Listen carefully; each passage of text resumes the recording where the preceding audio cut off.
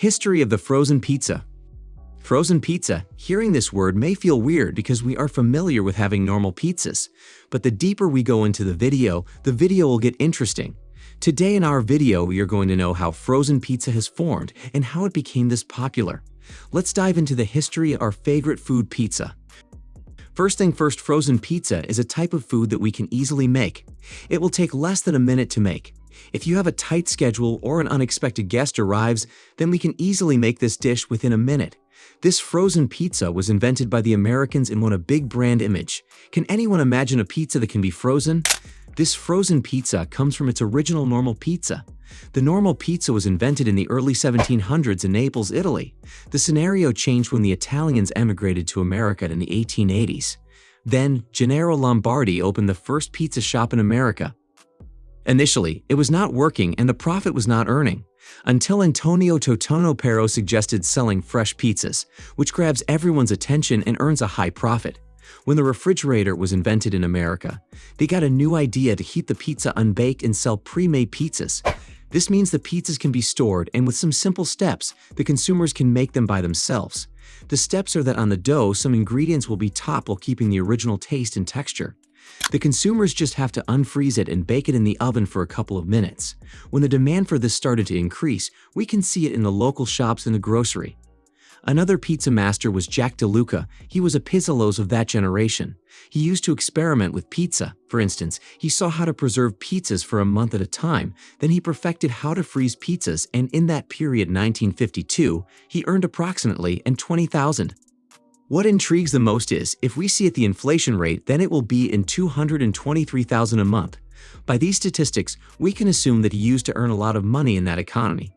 There is another engrossing moment that is, the most famous frozen makers were Rose Tutina and Jim Tutina. Prior they used to make Minneapolis pizzas, which were not very hype and could not make with their customers' demand for over 500 pizzas a day. The couple had made another plan.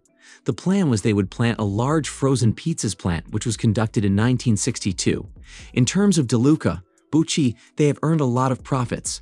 This is because they could produce hundreds of pizzas within an hour. Slowly it moved to flow production and produced machinery. By moving forward to 1975, it became a top-selling frozen pizza manufacturer. Not only this, they sold the brands to a very high company named Pillsbury Company for $22 million. Seeing them, many other companies started to produce frozen pizza in their companies.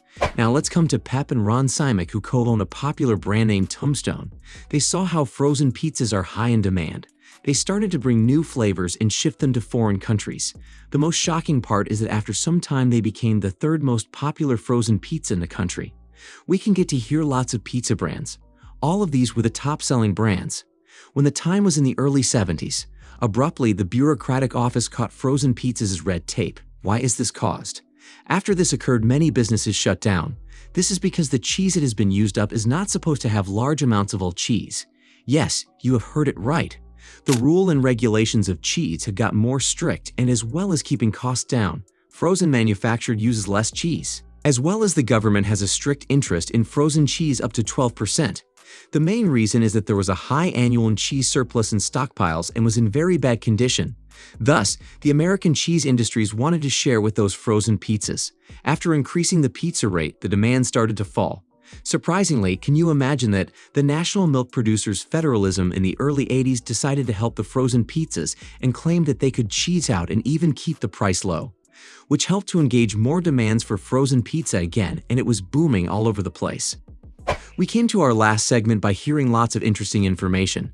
We need to remember that everything that revolves around the history and hard work. Without history, we would not be here.